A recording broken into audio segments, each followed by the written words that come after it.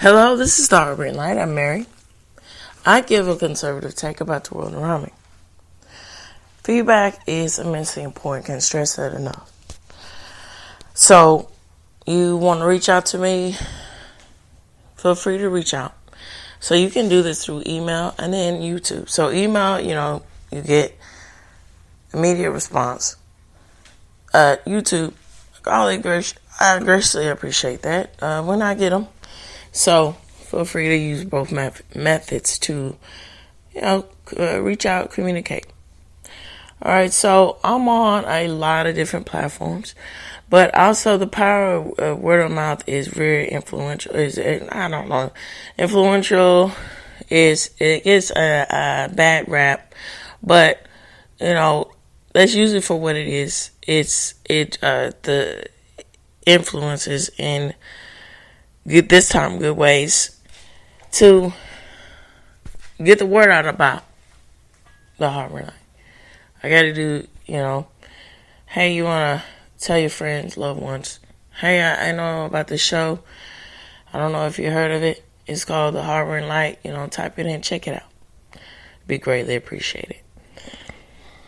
Okay, so on to the topic of choice here. So now I'm going to wrap up and I give my thoughts about the show Touched by an Angel. First, I'm going to start out with my analysis of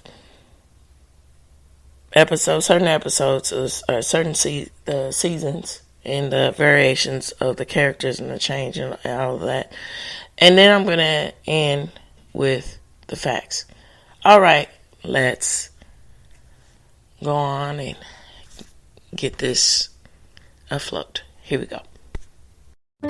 What does it mean to wake out of a dream and be wearing someone else's shorts? I've been around the block at least on my bike. I was prepared for the news, but not for a full-scale war.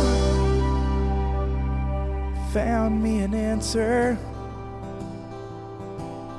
in a grocery store. Found me an answer in the form of an old man with a cardigan on. This guy's got 30 years on me, but he stops and smiles just to say hello. Didn't I see you on TV? Must have been the same thing. Must have been the same thing. Must have been the same thing Charlie Brown went through. All right, so, before I jump right in. Highway to Heaven was what I was, referring to with Michael Landon. But, when you go back, again, that's what I was saying, when you go back in the midst of editing and recording, you're like, oh, that's not right. What are you talking about? And it's just interesting how, similarities mix up. But that's what the show I was referring to that, started the roadmap, so to speak. I mean, there was a lot of different variations of family programming, that was really, but a show like Highway to Heaven was unique because it and there was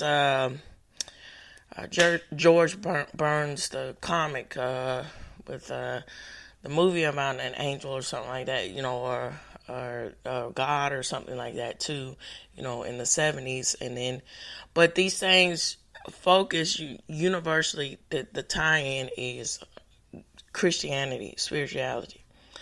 So that's the difference, here. So transition to a show like Touched by an Angel. Let's get into my analysis about the seasons. So, okay, the first season, it was leading the roadmap to Monica, and Monica was they're all three of them are angels, archangels, but in particular, Monica was the newbie of the bunch here.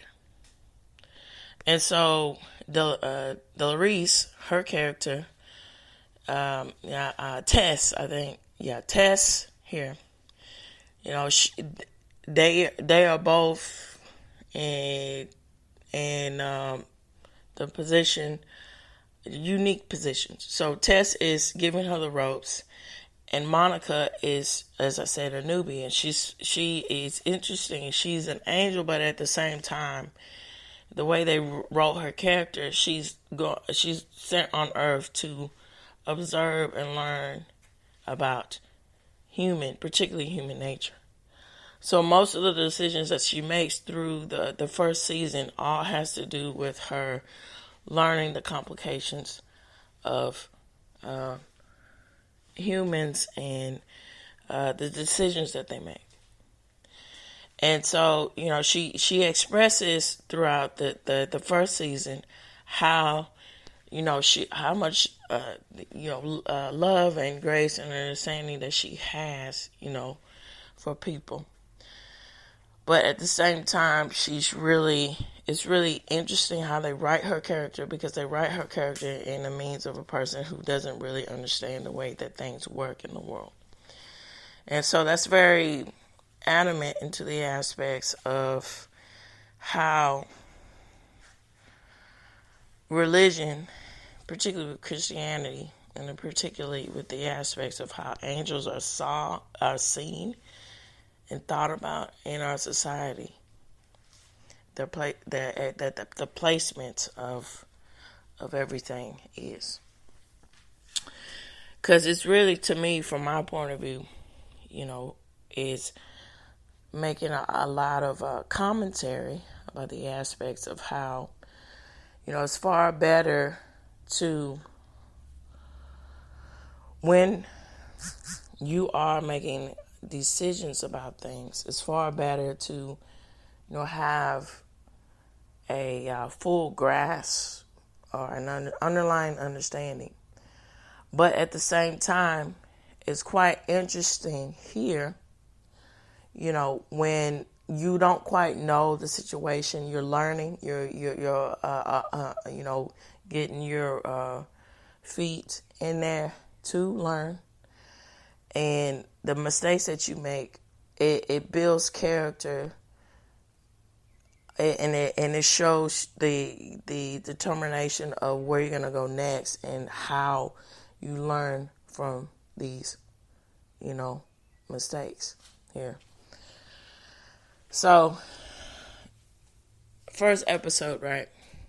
Now I'm gonna talk about various episodes in the first season. And the reason why I'm focusing on the first season, for the most part, I mean, this isn't.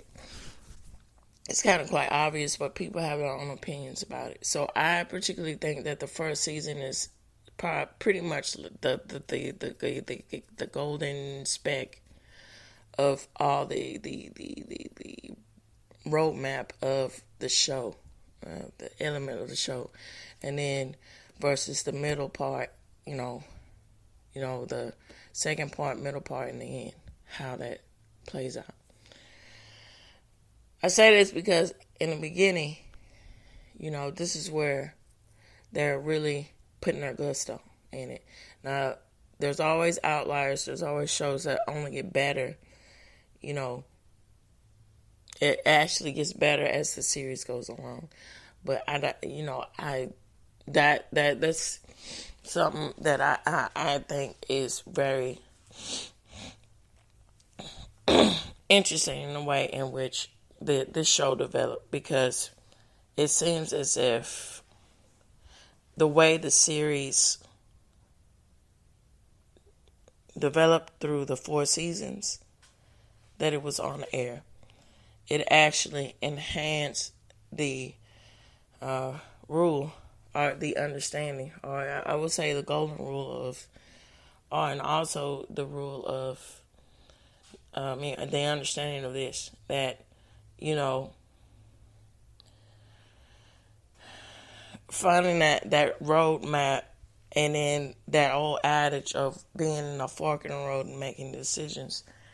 The decisions that you make mean something. And then how you react to the decisions each decision that you make means something. That it have a cause and effect, reaction to that.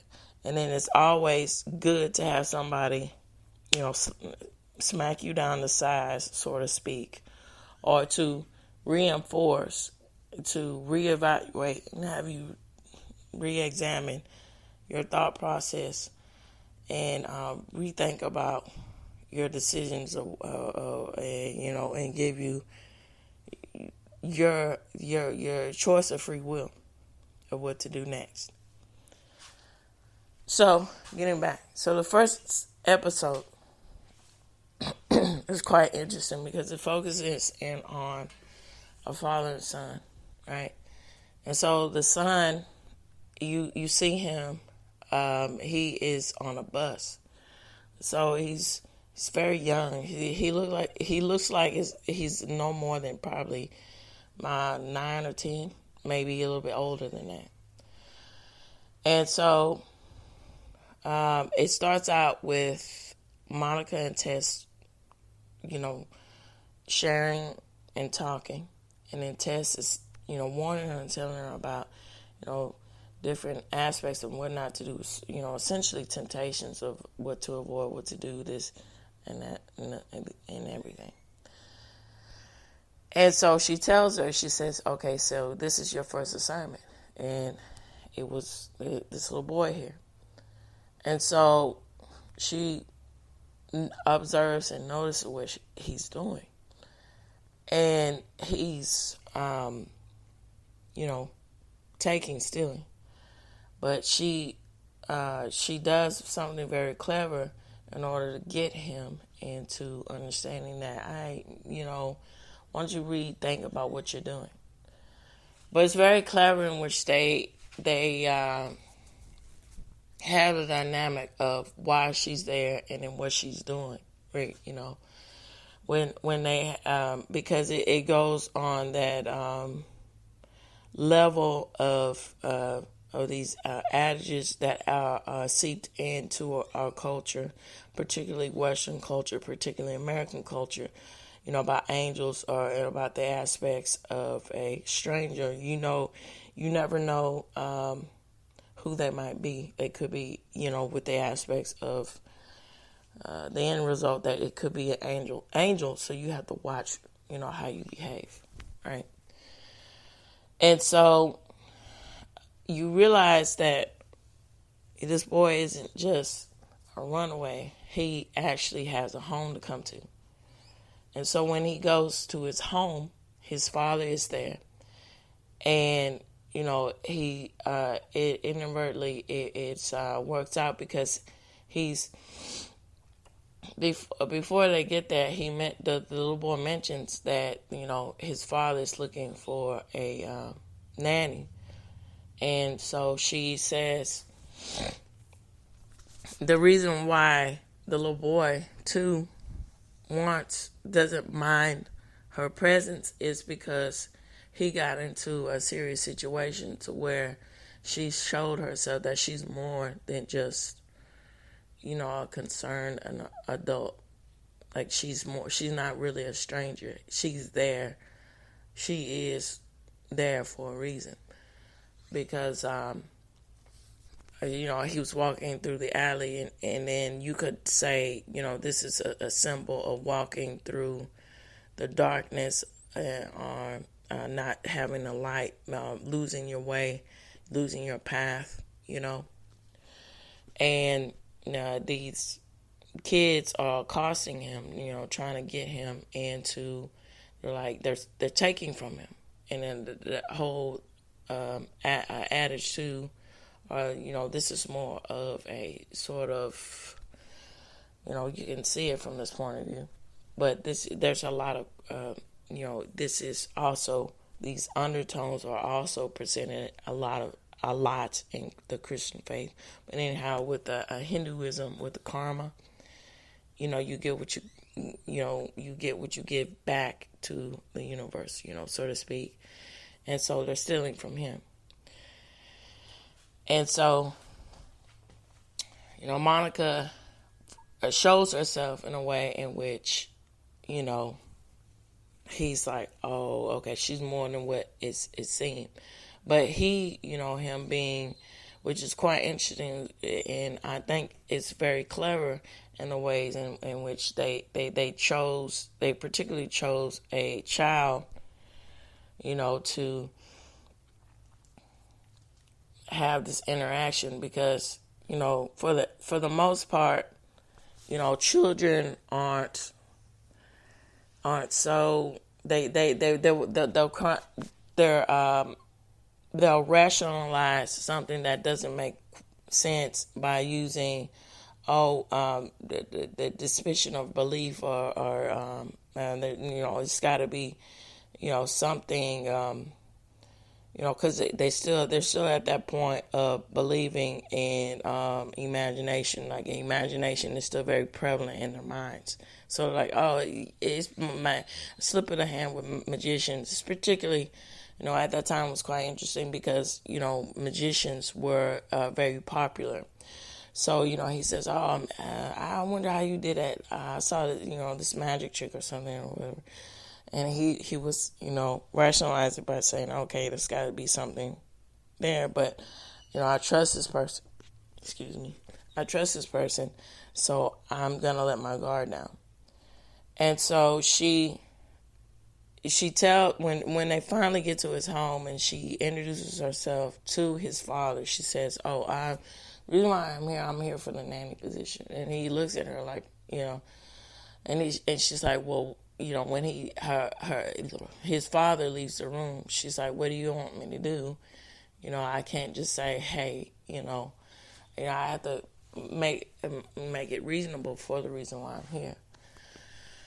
So slowly but surely, it comes to term the reasons of why she's there. The reason why she's there, is for her first assignment as an angel, is because of the mom not being there. And it seems as if maybe the mother passed away. But the real reason is that she just left. And that's because of, unfortunately, a loss of a child very young in the family, and a death in the family, and that tearing the family apart, and she didn't know how to deal with it, so she left. And so that goes back to the reason why this little boy is on the bus. He's actually looking for his mom. And so it's quite interesting how, now I know, and that's what is so enriching about, actors at its finest. When an actor really understands that, and they don't get in the heart and the matter of doing, placing themselves where they don't belong, talking on issues that they have no business referring to or focusing in on. The heart of the matter, actors at their finest, they really, that's what their profession is to reflect and showcase situations in different means. And it reflects on how, rooted in understanding the situation, or how much of respect they have for their craft, how the characters come across. All right, so I don't know if he was casted after or whatever. I think it might have been because, I don't know, you never know. But anyway, for those who know, what I'm referring to. They're Dumb and Dumber, the first one. Now,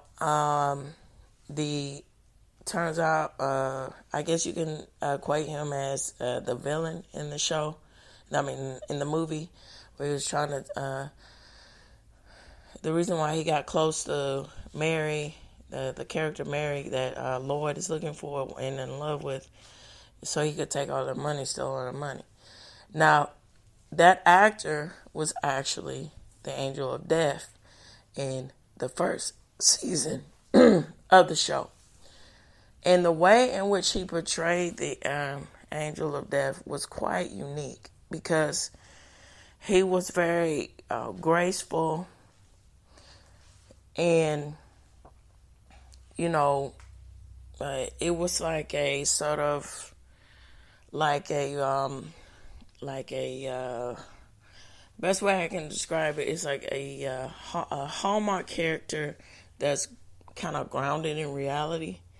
You know, it's a little bit off-putting, but you get the point of where you have to have that sort of, you know, I guess, sentimental touch instead of having this bleak, dark sort of menacing figure, because that's not what they're trying to showcase in the aspects of the talking about issues like well, I wouldn't say that it's an issue. I would say this is a relative situation of placement and understanding about faith, and particularly angels and how they place themselves in the Christian faith, right? About death and understanding of death. You know, you know, especially when a child, because this is family-oriented programming, you have to be very careful in how you present these situations here. So there's that, right? And so as the first season goes along, you know, as it's tearing itself along, you see how Monica here, the first mistake that she really makes in the first episode, and then I'll go tearing along, is that she assumes something. Now, when she is taking a job and trying to find the mom, and she's making a promise to the little boy that she will get his mom back, she inadvertently does something to where it looks like she might not be able to fulfill her promise that she made to him. Because, excuse me, I'll be right back.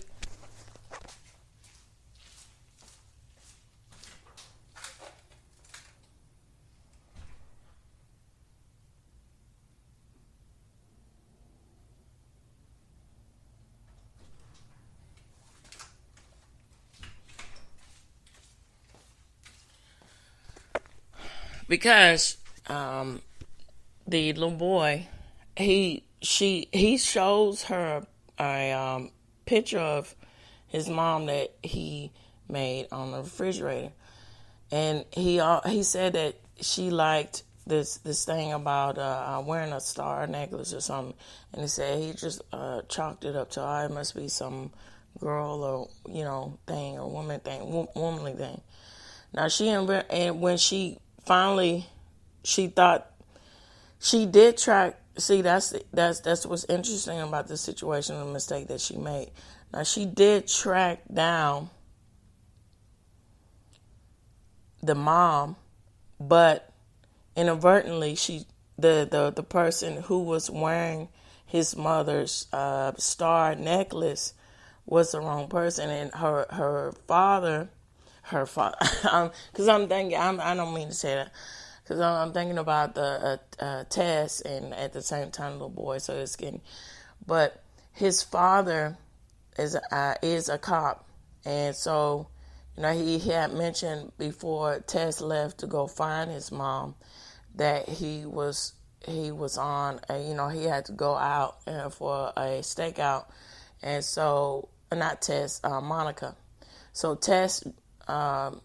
Monica told and asked Tess to cover for her so she can go do this. Now, Monica, not knowing that the woman who was in the bar was actually just some fugitive that he was in the hunt for, it derailed everything, and but that in itself had that the lady who was on the run for so many years to come to terms to her mistakes that she made, and get on the road and go back and start move on and do something else, instead of just thinking that the solution is to stay in that small town and work in that hotel and just do that.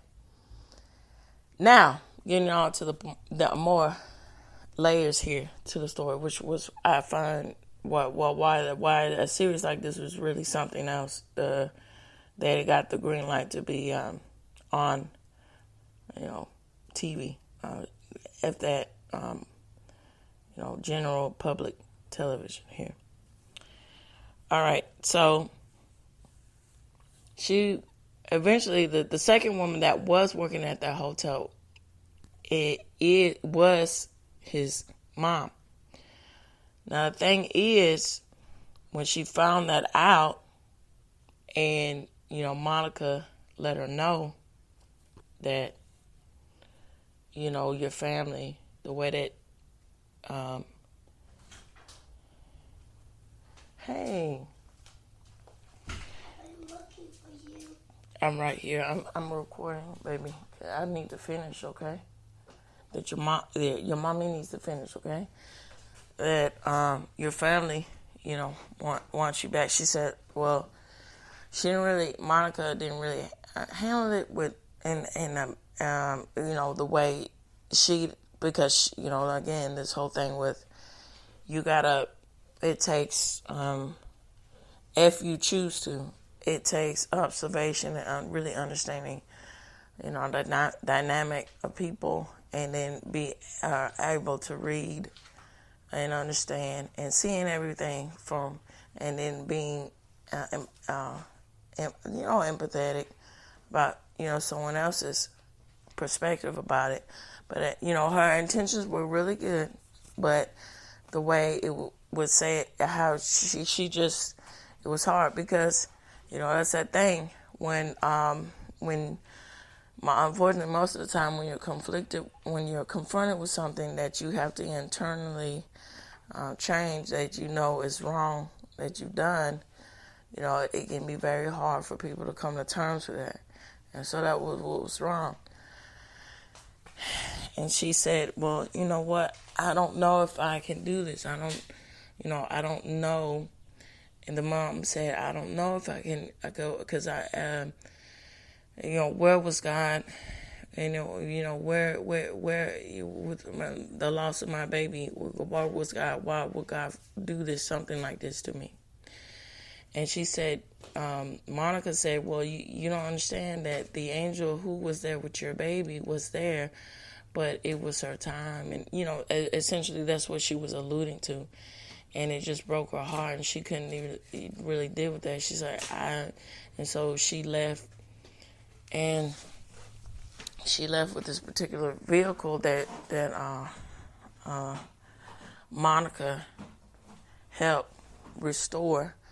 But this vehicle is really, really important. So I'm going to give you the details of it. And the test had her eye on it. Was like a cherry. It looked like it was in between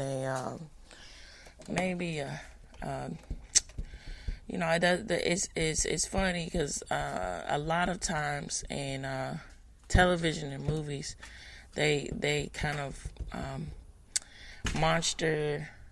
Frankenstein's monster, put things together. So, it is a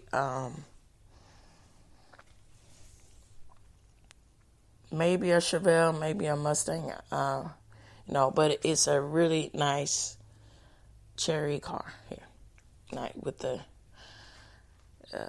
you can lay the top down and just really enjoy life. And now that's quintessential into the aspects of the story. All right, so that's the thing about eventually in the same first episode, the mother comes back, right?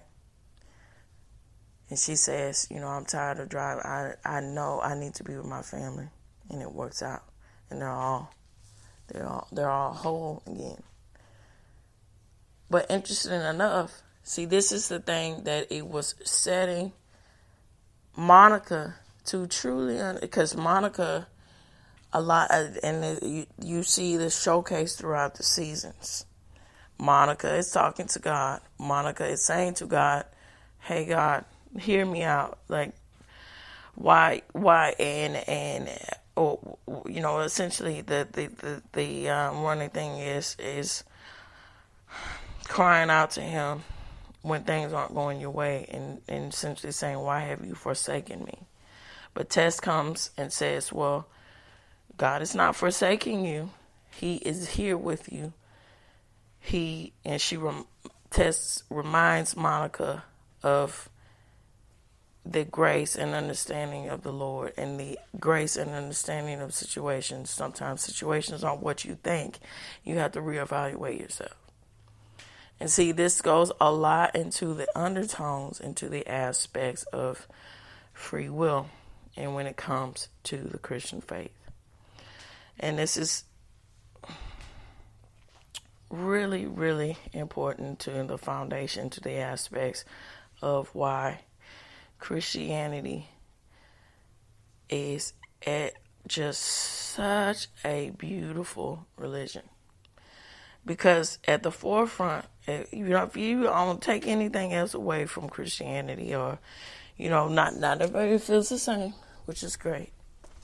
But thinks the same about the aspects of Christianity, which is good. There's, hey, to each his own. That's fine. But free will, okay? Free will means different things to different people. But at the heart of the matter, it's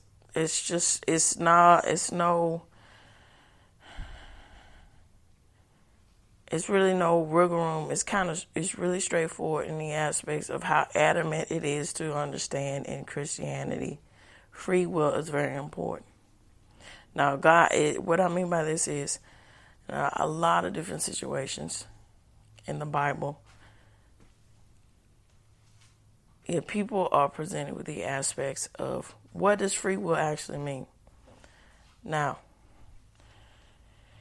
easily in these situations, God could have intervened and said, showcase and done all these things, and then just saved the day like a superhero, or in certain cases, which is unfortunate. Some people won't admit that. Like a genie, or like a slot machine. Your wish is my command, sort of. But no.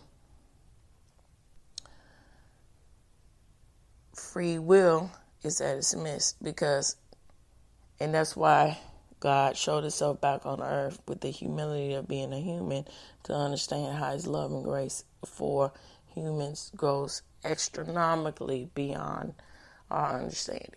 To have so much love and care in your heart and your soul. Love and care in your heart for your creations, that you will take it among that, a higher entity beyond our understanding would humble and come down to earth to experience the dispositions and the shortcomings and the limitations of being human. Wow. That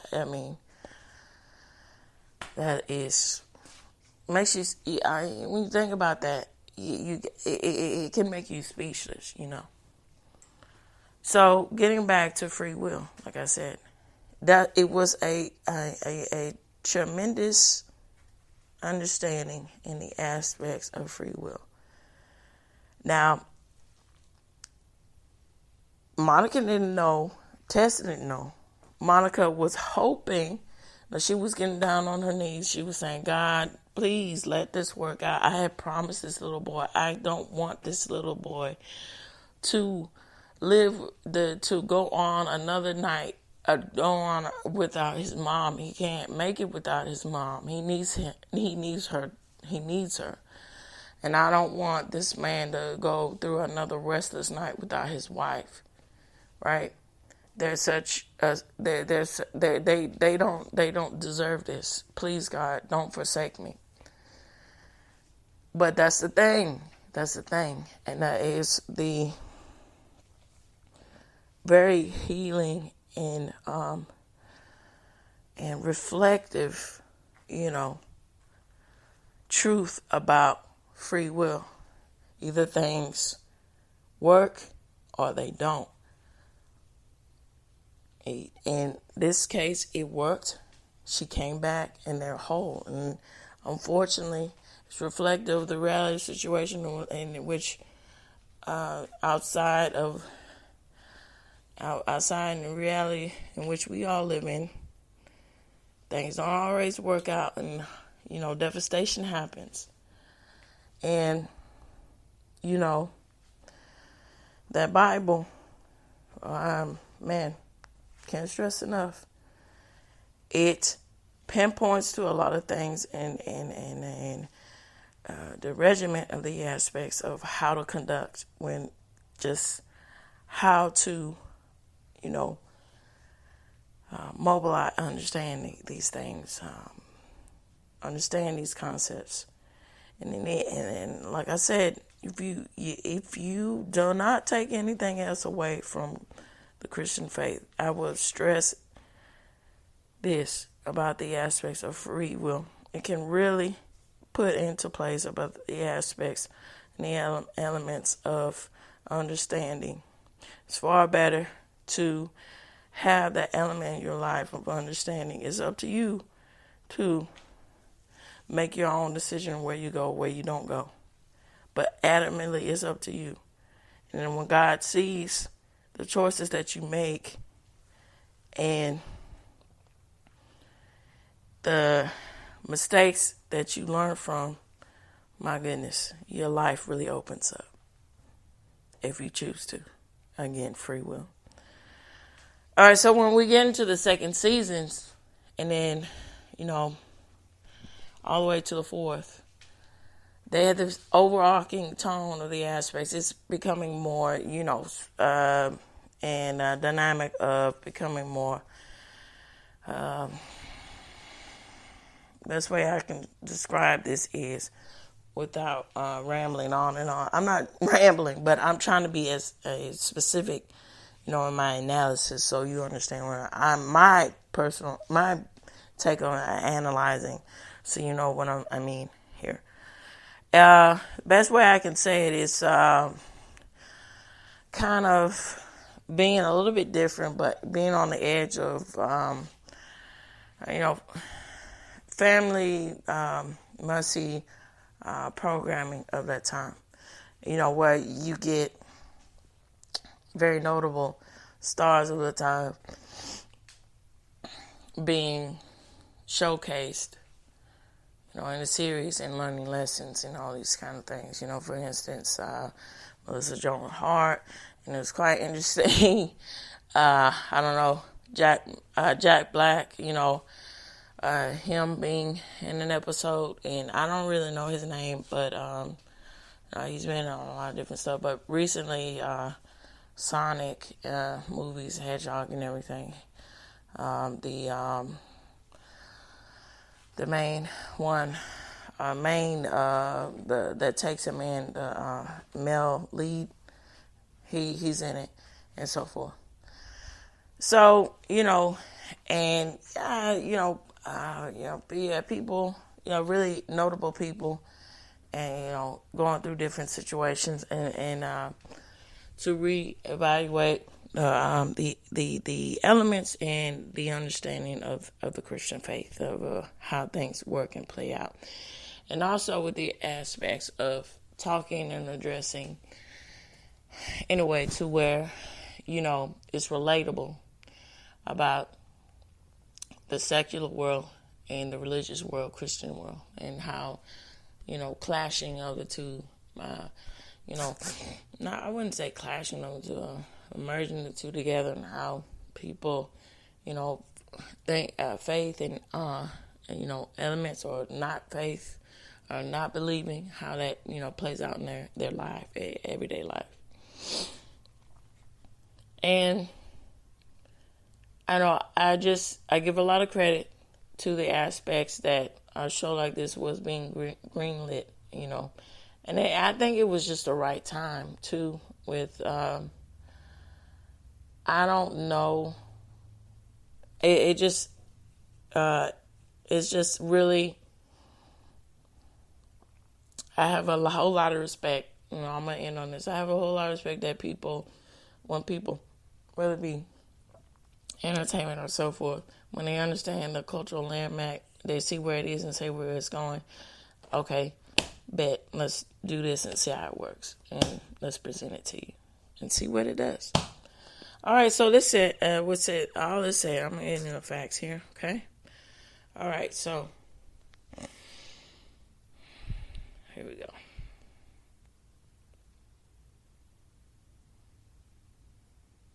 All right, that's not right. Let me get back.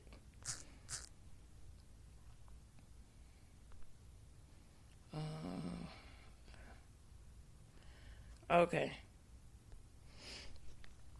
All right, so this is an AI generated response. So, you take what I'm saying with a grain of salt because, you got to double fact down. And, AI does not get everything right. So, here we go. So, I'm just going to, this is the best way to give you the general synopsis of the show and everything here. It says, Touched by an Angel is an American supernatural drama series that aired on CBS for 9 seasons. Only 4 seasons are available on Paramount Plus. So I just saw the 4, but that makes sense.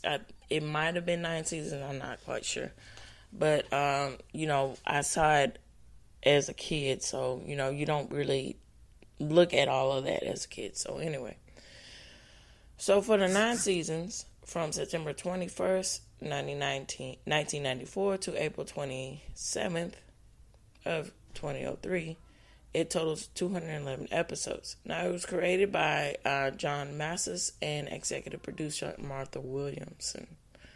The show was developed in response to audience interest in religious programming, but refined to offer an uplifting, non-denominational spiritual message. I'm right here. What, baby? I'm hungry. I want you to get a snack, and then I'll make you some breakfast, okay? You need to brush your teeth and wipe your face, baby. Can I get the popcorn? Yeah, but you gotta be careful. Hey, why don't you let me finish this, okay? I'm hungry. Get some more snacks. I gotta put some aloe on your face, buddy, okay? Why? Because you need some. Okay, let me finish what I'm doing. Can you? And me too. Yeah. All right. Come on. Let me finish what I'm doing, okay? I'm sorry, guys. Well, you know how it is with it. You gotta take care of your babies. Come on. All right, so let me get back to it, okay? Now, I'm outside. You hear stuff in the background. That's outside background here, chatter, or what have you. All right, so, like I said, so the series focuses on Monica Roma Downing, an angel recently promoted from search and rescue to caseworker, who is guided by her sarcastic but loving supervisor Tess, which is Della Reese. They assist humans at life crossroads by delivering messages of hope and guidance from God, often driving. Let me get back to it.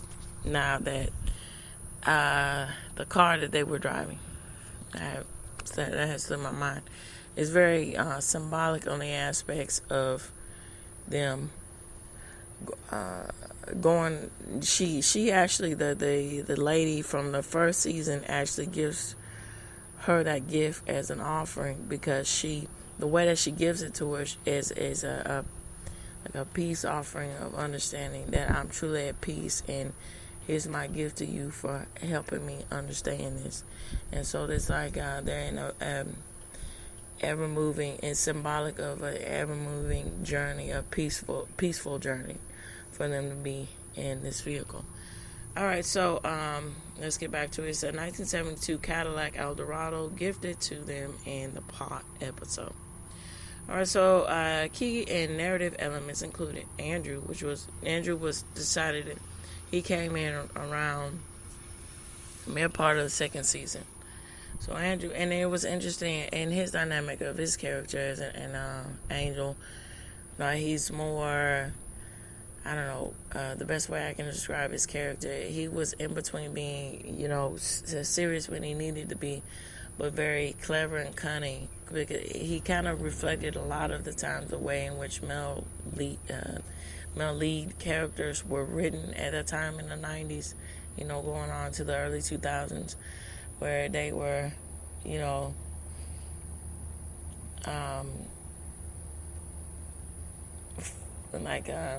funny and crossing in between funny and sometimes off-colored but well-meaning, if that makes sense. Introduced in season 2 and made a main character in season 3, and serves as a permanent angel of death. Now, Gloria, she was Valerie Bernadette, came in later. So joins as a main character in season 8 and 9, newly created angel designed to understand the 21st century life. Now, Raphael, Alex Cruz, appears as a recurring younger angel from season 4 onward, often helping with cases involving teenagers. So the showcase tackled social issues including AIDS, spousal abuse, autism, and civil rights, featuring hundreds of guest stars such as Bill Cosby, Rosa Parks, and Maya Angelou. It was nominated for 11 Primetime Emmy Awards between 1997 and 2000, including a lead acting nod for nominations for Downey and Reese. The series final revealed that Monica's final test involved defending a man who was actually God in disguise. She passed by sacrificing her promotion to become his guardian angel, leading to her eventual promotion to supervisor. All right, so figures like I said, with the controversy, with everything, with Bill Cosby, we take it for what it is. Like I said, they were using that element in the aspects of using very well household names, very familiar figures, and placing them in situations to get more of that familiarity of getting into the story plot of the situation of the show. And that's quite clever, when television programs do things like this. Okay, so there's that. Let me see.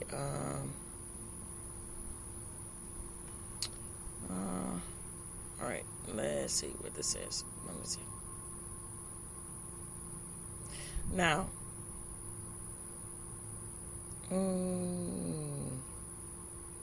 let's get some more specific examples. Okay, and I'll give my thoughts. I'm gonna give a few examples. Now they talk. Now this is by TV tropes, okay, and also you take this for what it is, because sometimes they say things on here that's kind of wild. But anyway, all right. So examples. All right. So I'm gonna start with a couple of the first ones, and then go and stop there. Ambiguous ending. So most episodes imply that once the angels have done their work, that assignment is finished. However, some episodes seem to leave loose ends. Sometimes future episodes can clear these up. So season 2's The Feather was an extension of Fear Not, and the Christmas episode from season 1, but some are left hanging. Alright, so that's quite interesting. So season 1, there was an episode, which is one of the things that I wanted to point out about the aspects of doing that, being very, that is very interesting how people play that out, and in the aspects of, of course, rule of thumb, people aren't going to be, abrasive when it comes to situations like that. But I have a whole lot of respect with that episode because they did their best to try to be honest about that, about the aspects of a particular. Now, Randy Travis was a guest in this season, and again, like I said, they tied in the loose ends of that. But I guess they wanted to extend the story plot because Wade was his name, well, Randy Travis's character, and his brother Joey is he has a he I don't know, he might be autistic or he's special needs. Okay, let's just say that he's special needs.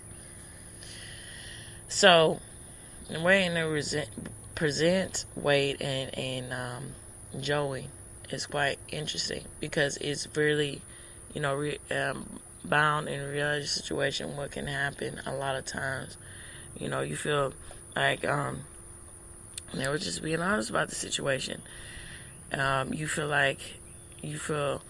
really, you don't mean to feel that way, but you feel, it just gets hard when you have to deal with someone that doesn't know how to. That doesn't know how to react in a normal situation. They can't react normally, and you try to be there for them all the time. You get frustrated because you're doing all that you can for them, and they don't, and you don't know how to have some time for yourself because you're trying to. He was doing all of this alone, and that was what was so hard on him. Wayne, Randy Travis's character, he was just taking care of him by himself because unfortunately the parents passed away. So all of that, and he went and he explained to Monica, he had wished for a brother and he got a brother like him, but it was very the power and the aspects of an outsider stepping in to try and be there for you, the innocence and the love of a little girl at the time in the town, because and then also with the season, with it being Christmas and this whole thing of season of miracles, the element was there too, where unfortunately she passed on because she had a rare disease. And she was the only one in town who could actually be there for Joey because she, with her great, even though she was a child, she had a lot of grace and understanding. And she tried to help him understand and see there is always light in the darkness. The reason why Joey will react the way that he did towards darkness is because Wade, Randy Travis's character, sat down and explained to him, and it happened to be night. His parents passed away, and so that's the thing with people, whether it be autism or something like that. I think he might be.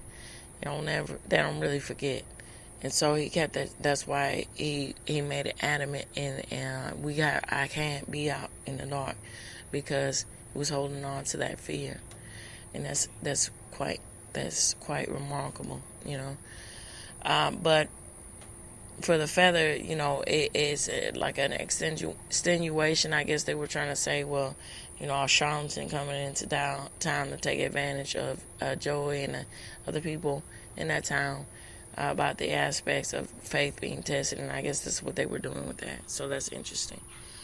All right, so abusive parents. So the angel had to face off against these several times and even occasionally tried to redeem them. In one episode, the trope was actually subverted. Monica and Andrew were assigned to work with an investigative journalist who sincerely believed that senior citizens caring for several foster children were abusive. That was quite interesting. The aspects of not not, if I'm understanding this correctly, not understanding the situation, you have to be very careful when it comes to these things here.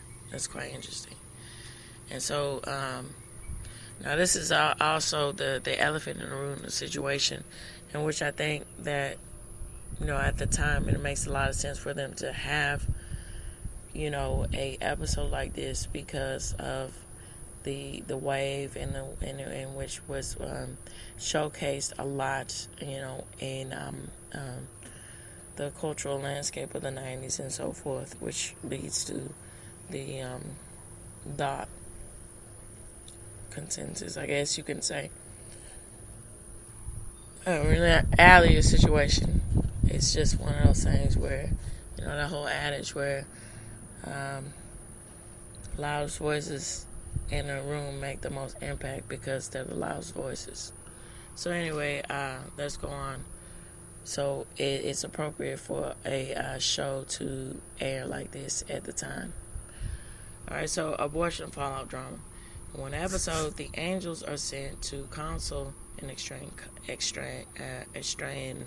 estranged couple. It turns out that 20-something years earlier, the couple decided to have an abortion as they didn't feel they were ready for children.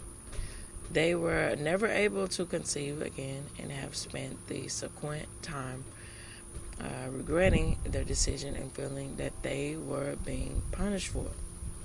So the angels assured them that this isn't the case. And see, that again, that's really, I don't know. That's the issue with that. Now, you take it for what you will, but that's just a line in the saying with that. And see, I just have a take where, look,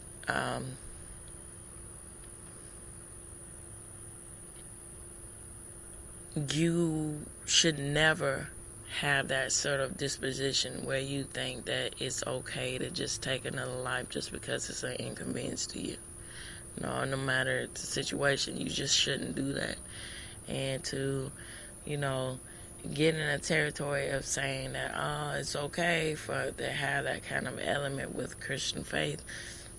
That's where you get in a slippery slope where you see this kind of charlatans coming in the aspects of muddying up the waters with Christianity, of saying, if this is seen when this is supposed to be just an entertainment take about the aspects of spirituality. They may say it's okay, so some people might take that as a rule of thumb to say other things are okay and mix it into the elements of reality, or saying these absurd things are okay.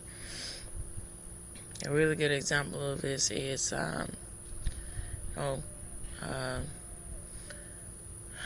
if I'm not mistaken, this whole thing where the Trinity, and saying, mistaking it as a means of saying, well, in the Christian faith, that there are elements of that can be trans because of the Trinity being the Mom, the Father, the Holy Spirit. When that's not what that is. That transforming the genders. No, that's you just not understanding what that means as the body of faith. Like, you're not getting what that symbolizes. And anyway, there's that. But I don't know. That's an issue where you shouldn't take that lightly. Yeah. And then also you should, as an adult, understand that this is an element of entertainment. This is what the show is, and take that for what it is too. But I don't know, hey, you call yourself a Christian, you're not gonna have that faith. You're not gonna be that. You're not gonna have that favorable thought that, It's fine. It is this, but for abortion and stuff like that. But I understand the element of the situation is that, yes, you did. I take it for this is my point of view about it. Seeing it from my lens, a person who is conservative, who has Christian faith, who is that's Christian, and who is a wife, who is a mom. Hey man, own up to what you done, but at the same time, you gotta understand that's wrong to do, and it's just. It's not right to have that kind of mentality in your mind that it's okay. What if something is inconvenience to you? You just get rid of it. That's not fine. It just isn't. And that's what should be understood about the aspects of these things with abortion. After all, that's a precious life. You got to really take it in consideration and be responsible, being an adult about it, of how to go about protecting, still taking care of the child, even though you don't. It is not the right time, or you might not want it. You have to always still at the forefront be responsible and do what is best for that child to set them up. There's other ways to go about things instead of just using the pretty much you're justifying murder, because that's what it is, right? There's always adoptions. There's always vetting people who really with it, and you don't trust the adoption process, which is the foster care process is really broken. Can be very broken. You vet people, and you make sure you say you do things like that. You vet people, make sure they're set up. And, hey, okay? And that's something to be thought about, too. To wrap everything up with the elements and the aspects of shows like this with Touched by an Angel. All right, so this reaches the end, and I would greatly like to know what you all think. You want to continue the situation, feel free to reach out to me. You want to continue the conversation, reach out to me. 2 ways to do this is through email and YouTube. All right, so this was just the end of the Auburn Light. Tune in, turn up, and you know what? Absolutely take care out there. Bye-bye for now.